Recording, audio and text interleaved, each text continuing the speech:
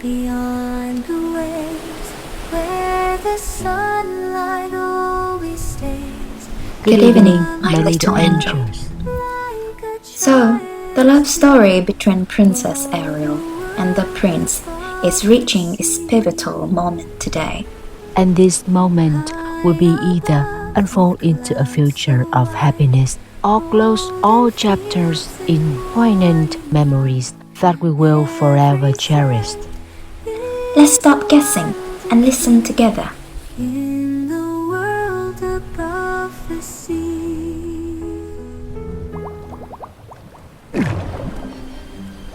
With a violent sweep of her hand, Sinla sent the glasswall flying from the table. Were it not for the ocean surrounding them, it would have crashed to the floor and shattered. In this watery realm, to break something without, say, a whale's tail slap required magic. However, not even a whale's tail could shatter a glass sphere like this. Sinla raised an arm to strike it with the sword, but reconsidered, using water to pull it back toward her. Setting it meticulously back onto the table with both hands, Sinla began to transform. From a sick-headed dog octopus, she slowly morphed into a gigantic woman.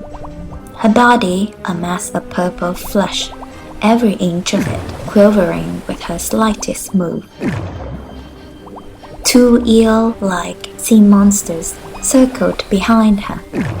One of them carried a painting, delivering it to Sinla. She glanced at it before sneering. Just some. Why should I do such a thing? She ain't my phone to look like a fine lady. Her voice, initial booming, gradually softened to a hiss. What I once had, what was mine, was far more than this. I will keep this form. Always remember what happened. The other eel, Flotsam, approached with another photograph, his demeanor almost comforting. Sinla took the photo with one hand and stroked Flotsam's spiny head with the other. Blossom, he is indeed detestable, but he has suffered. His wife is gone, and that precious daughter of his is now... She burst into a triumphant cackle, her gaze fixing on the cauldron that had tirelessly shown her Ariel's every move through a mist of ghastly green smoke. The girl, Sinla continued. She has a spirit as fierce as her father's, but alas, she has been too shielded. She lacks the mettle her father had in his youth. Suddenly, a familiar male voice, one she hadn't heard in years, resonated from the skeletal doorway of her lair. Thank you for the compliment, Scylla. Yet your flattery will not quell my anger, not unless you restore to my daughter everything that you have taken from her. Of all the gods who witnesses Sinla's transformation in the past, Giocus was the only one who continued to address her with the respect due to a revered goddess. This stature endeared him to Sinla and prompted her to give Ariel a key, the miraculous form of a blue potion bottle that could lead her back. Regrettably, Sinla mused, Ariel had not used it. Though this did not fall short of her expectations, she honored her bond nonetheless. Sinla had repaid Giocus' act of kindness in what she deemed an exceptional show of loyalty. Sinla swiveled around, greeting Giocus with the most arrogant and mocking smile her face could muster. Well, Giocus, King of the Northern Sea, welcome! How long has it been since our last encounter? Pray tell, what has transpired? Have you forgotten what it means to honor a pact? Have you forsaken agreements bound with the sea witch Sinla? She chuckled a laughter, a blend of derision and amusement. Especially one forced with the sea witch Sinla. With these words, Silla moved towards the shelf where she kept the contracts. The coral rack held a series of conch shells arranged in line. As Silla's hand glided over the edges, each emitted "I agree" in various voices, tones, and genders. When her hand departed from a shell, silence resumed. No one who has ever agreed with Sinla has returned to retake it. She picked up a shell in Ariel's voice, turning towards Gielcus, her white ride as unsettling as the satisfaction in her tone. They weren't there. With that, she donned the shell around her neck and spoke in Ariel's voice. Sinla circled the room, tidying and polishing her magical paraphernalia, inspecting the colorful potions perched on shelves near her work area. Dear father, please return home. I, Ariel, have chosen to give my voice the powerful call in the realm of the gods to the extinct Sinla. I will not change my decision. Regardless, with or without my voice, the prince's love remains unwavering. Is it not wonderful? At this, Sinla giggled gleefully. Gielcus felt his rage mount with each passing second. Such sentiments he had never been able to purge from his soul since that fateful morning he awoke beside the starfish hairpin only to find Ariel's gone. Gielcus tightened his grip on his trident, but then he closed his eyes and slowly eased his fingers. In moments like these, anger served him no purpose. Every being learns lessons through life, regardless of age, and anger has been a significant lesson for Gielcus. His wrath had indirectly caused the loss of his wife. Long before that, his fury embroiled Sinla and his wife in conflict, a discord whose ramifications still tangled future generations. Considering the immediate situation, Sinla's and his magical prowess were likely to evenly match for a clearly victory, and she held his daughter's fate in her grasp. Gielcus knew that letting rage consume him while dealing with Sinla could be a grave mistake. Taking a deep breath, he spoke slowly.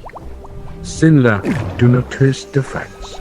Your curse dooms her before she can obtain what she desires. Mortals always meander and falter before they realize what they truly want. Sinla burst into laughter, this time in her own voice. Her words were deliberate and potent. Regrettably, Gielcus, a pact is still a pact. Ariel, your daughter, agreed with me. Whether she was wise or foolish does not alter the terms of the agreement.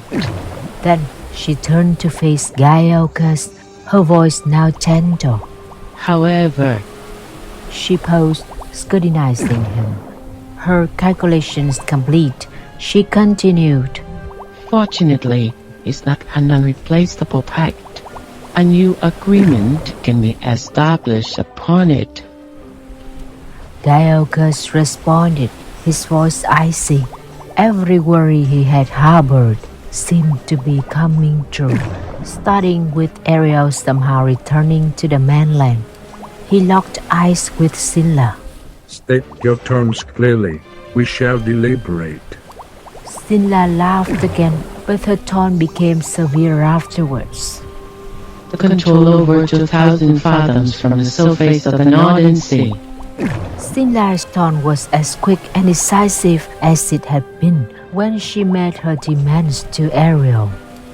The merfolk shall no longer ascend to the shores, see the sunlight, or swim in shallow waters. All life and treasures of the bright sea regions shall belong to me, Sinla. The bleak and challenging future for his lineage unfolded in Gaioka's mind. For ages, the merfolk and dolphins had shared an unspoken bond with sailors and human movement upon the Northern Sea. Wherever there were ships, sailors, and songs, dolphins and merfolk were never far behind.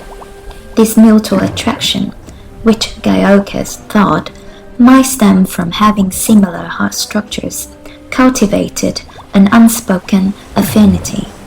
The merfolk cherished and needed the sunlight. They adored the sky and required the touch of the night breeze and the essence of the moon and stars. Imagining a future where merfolk only wandered the deep abyss was unfathomable. But it did not matter. Gaiokas clenched his fist. Vitality still surged through his veins, and his spirits remained sharp. He believed he could chart new waters for his people. The Northern Sea did not encompass the entire ocean. Challenges like these had never hindered a sea god like Gaiokas. He was resolute in saving his daughter and protecting his kin. Reflecting on Sinla's past, he thought how differently things might have been if she had someone to shield her. Gaiokas relaxed his grip on his trident. He understood the weight of these actions for Sinla. Little did he expect the same situation to unfold for him, his merfolk family, and his late wife. Regardless of his inner turmoil, Gaiokas kept his face impassive. He showed no sign of emotion as he spoke. In return, you will restore Ariel's voice and her song. I must witness my daughter wed the one she chooses without transforming into sea form. If it does not occur this way, our agreement will be null and void. Sinla smirked, but signified her agreement by signing 2 matching contracts, both inscribed on sea gold tablets, along with Gaiokas. This agreement marked the end of their discussion. No further exchange betrayed any hint of emotion. Each took a copy of the contract. With his in hand, Gaiokas departed. Sinla summoned the sea toad she cared for each day.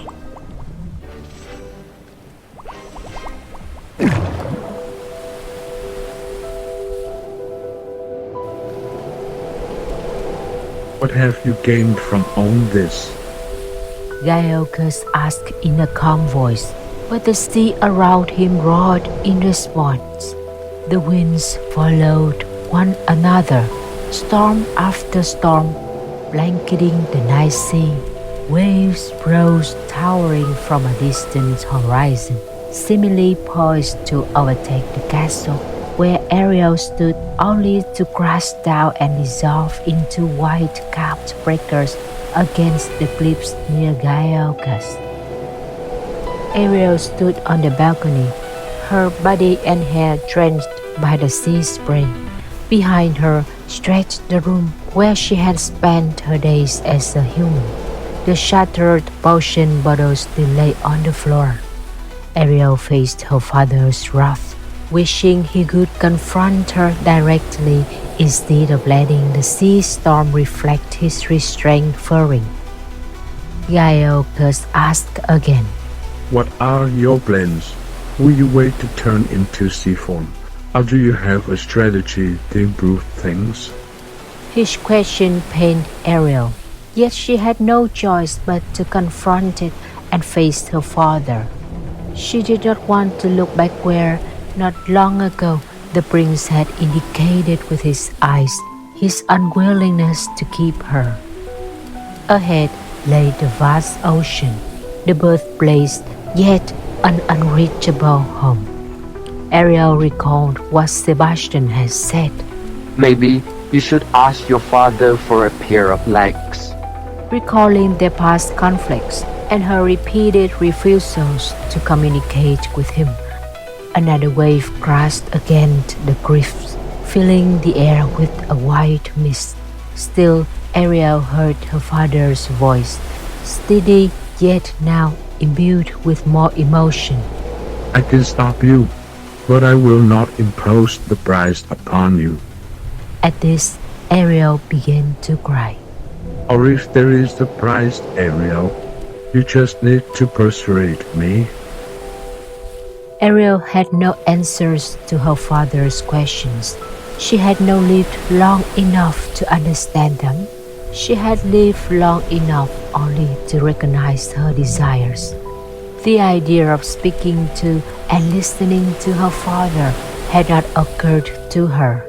Memories of her earliest day with her father whirled through her mind. From the time she could remember, he had never denied her anything. And now, for the first time, she felt he would say, No, Ariel. and she could not bear it. Ariel had no excuses. Even if she could speak, she could not utter a word. Even an apology seemed insufficient for everything that had transpired. Through the blurry veil of her tears, she gazed silently at her father. The night sea breeze dried her tear-streaked cheeks. Another wave crashed ashore, but the sea was beginning to calm. Gaelka spoke again. Do you still wish to be with the one you love? Her nod, though not as strong, was still clear and unwavering. Then be steadfast, Ariel. You are of Gaelka's bloodline. He offered his first words of encouragement. Do everything you can to ensure a happy life. Humans and merfolk are different. What I can do for you does not extend beyond these waters. You must take care of yourself in your life as a human. Though they were just words, Ariel did not yet know how to navigate everything, how to start anew, but her father's support revived her spirit and built her foundation of trust. At least she still had her father and her family. Other hardships, even if she might dissolve into sea form one day soon, no longer seemed as daunting. Ariel unconsciously smiled for the first time, and she thought she saw Gaelka's smile too. They looked at each other for a moment, then he asked, The pink seashell, do you still have it? Ariel nodded. She didn't hear him say anything else. She thought perhaps Gaelka wanted to see the shells again. She went inside to fetch them. When she returned, her father was gone. The surroundings were tranquil. The moon shone brightly and the sea lay calm. Everything seemed as if nothing had happened. But Ariel felt her father's presence keenly, for the trust in her heart made her think he was always with her. Ariel returned inside, got into bed, and placed the seashells under her pillow. She was determined to do everything to the best of her ability. That could begin with a good night's sleep. She laid her head on the pillow and quickly drifted off.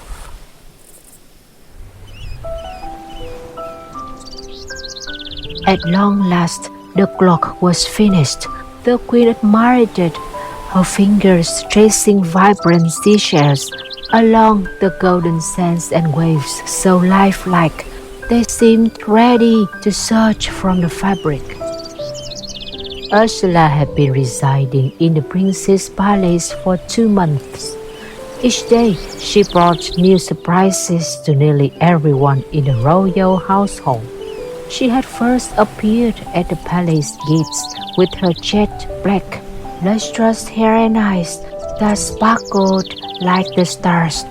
Around her neck hung a very special seashell. She told the guards that she was the one who saved the prince's life and requested to see him. Using Ariel's voice, Ursula recounted every detail of the stormy night. She described the shipwreck of his birthday, the fireworks, and the storm. She vividly narrated the events in the midnight ocean as she tirelessly brought the prince ashore, never giving up for fear of losing his life. Ursula's ocean knowledge was unparalleled. She not only swam skillfully, but also guided royal voyages on the best times to set sail and advised fishermen on when and where to cast their nets for a bountiful catch. Ursula was a dance master, and her singing voice silenced all who heard it. Those amid tasks could hold, often forgetting to resume, and birds in flight could perch to listen. Ursula cooked, gardened, and even stewed. Recently, she had embroidered a cloak with waves and seaside sands in gold and silver thread as a birthday gift for the queen. Ursula was multilingual, her delightful conversations leaving foreign envoys charmed and trapped in memory. To describe the king and queen's feelings towards Ursula as satisfied could be an understatement. The queen proclaimed her the perfect wife the prince had sought and waited for. They ceased suggesting other candidates for the prince. Everything seemed to align too seamlessly for them that they felt a wedding was imminent, except for the prince's silence and Ariel's continued presence in the castle.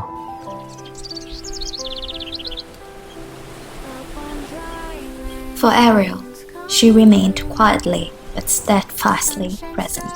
She participated in every royal activity she had always been involved in, and in places where her presence was required. She danced, tended to the gardens, and worked alongside everyone in the palace, never discriminating against any task, whether with the handmaidens or in the kitchens. She involved herself in the embroidery and painting rooms, learning and progressing swiftly in all functions.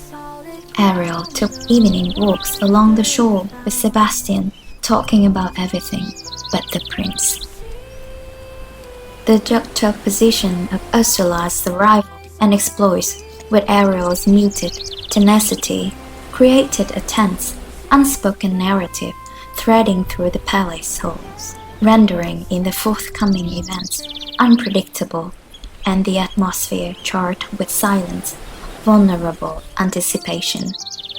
Since Ursula's arrival, contrary to most expectations in the palace, the prince undertook more journeys. Each trip lasted from a few days to a week, even 10 days. Upon returning, he would seek out Ariel. He watched her from a distance before leaving again. They no longer laughed together, spoke, or spent time as they once did. Yet, the prince allowed no rumors to arise regarding Ariel's presence in the palace. But such rumors did not exist. Everyone in the palace adored Ariel. She was quiet and diligent, never causing discomfort. She listened, helped, and was their friend. No one questioned her presence. Even the king and queen, though not close to Ariel, understood her place in the heart of their only son, a fact made even more apparent by Ursula's presence. But the silence could not last forever. The prince attempted to initiate conversations with Ariel, but she would only curtsy and excuse herself.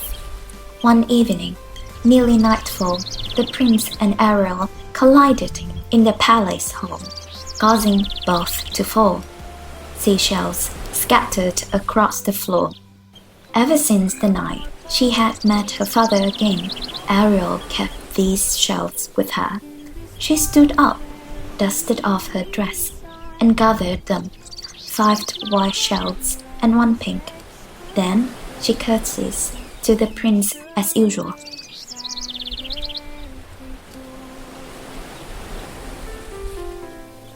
Wait, The prince called out, then hesitated awkwardly. the white shell. Could you return it to me? Ariel turned back. They locked eyes. She bid him farewell once more. The prince felt helpless. He called after her. Why do you remain here? Ariel stopped, but did not turn around. The prince continued. Even I do not wish for a day when I no longer see you. The prince stood up. Upon returning from my journeys, the first person I long to see is you. He moved to stand before Ariel. Each morning when I wake, and each night before I sleep, the person I think of is you. Ariel stood still, and her tears began to fall. I always believed that the one I waited for and good love for my entire life was the girl who saved me during the storm. But when I met her, I realized it was not her. The prince recalled his words to Ursula by the royal lake during the recent walk. At the place where the prince had saved Ariel, he had expressed his gratitude and apologies to Ursula. I thank you for saving my life, and I am grateful you came all this way to find me. Your kindness, I, Eric, will never forget. Please show me another way to repay you. You deserve a prince far better than I. As for me, my heart has already chosen the girl I wish to marry. The prince realized that it was the emotions, mutual understanding, and acceptance of everything in each other that allowed love to blossom and endure. He was grateful that, despite all her hardships, the quiet girl still chose to stay by his side. The prince took Ariel's hands in his. No matter if you can never speak, no matter if you can swim or not, you were not the one who saved my life. But I love you. As the prince spoke these words, elsewhere in the palace, Ursula shuddered and she vanished. Her dress fell through the air, landing on the floor. The seashell necklace around her neck shattered. From within the broken shell, Ariel's voice, short, pure and clear, carried on a tendril of pink smoke back to Ariel. She felt warmth and sensation in her throat. In front of her, the prince knelt on one knee, looking up at her and asked, Will you marry me? In a trembling voice, Ariel replied to the prince for the first time, and for the first time she called his name. Eric, I will.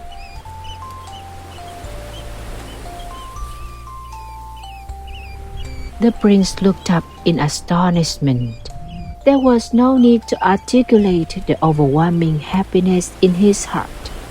The pieces had now fallen into place, but that no longer mattered. Ariel had accepted his proposal. The prince embraced her, spinning her round, both laughing with joy. On the balcony of Ursula's room, a toad hopped out.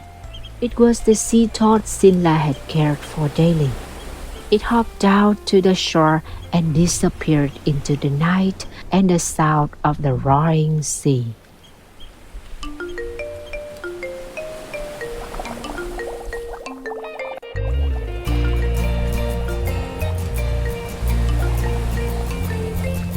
It's me again, Sebastian, your old friend of course. I have returned to Okichia and I am back in my proper form. For this, I must thank Lord Gaiokas, considering the great trouble I caused for Lady Calypso. It's the wonder she let me off so quickly. Oh, what did I do? That remains my private matter, so no questions please. I heard that Lady Calypso and Lord Gaiocus had a meeting before Ariel's wedding. Just saying that makes me want to cry. I was in the middle of the wedding feast when I was summoned away. I'm still relieved about it, but I am very grateful to Gaiocus. Speaking of Ariel's wedding to Prince Eric, it was held on a ship. Ariel's family was also invited.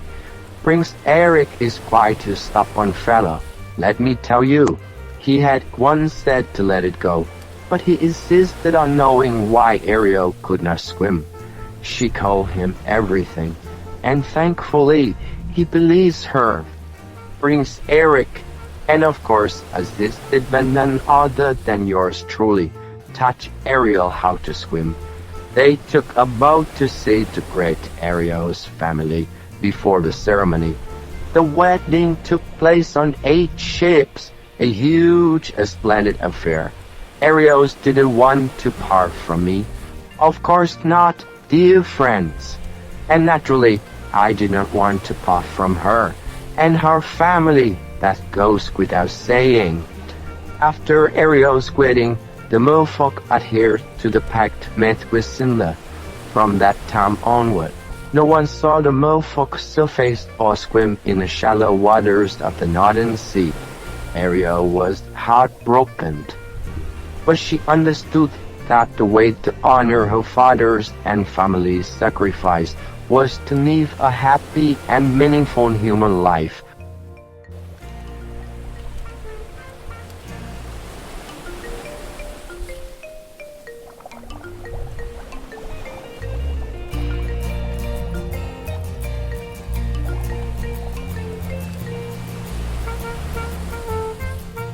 Every day for Ariel was filled with laughter, and she spread that joy wherever she went. Ariel dedicated herself to learning, helping others, and doing what she believed was beneficial daily. She always remembered her father's words. Ariel, you are of Gaiocus' bloodline. And she kept the pink seashell with her, though she never once used it.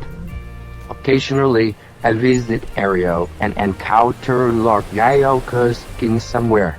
Sometimes he's away in Japan, other times in the tumultuous waters of the Bermuda Triangle. I am not at liberty to reveal more specifics. Thus, you can consider this a mystery, and if you encounter one or several of them, consider yourself extremely lucky. The tale of Ariel has come to its close here. Farewell to all of you. If fate allows, our paths will cross again in another story. Take care, and until we meet again.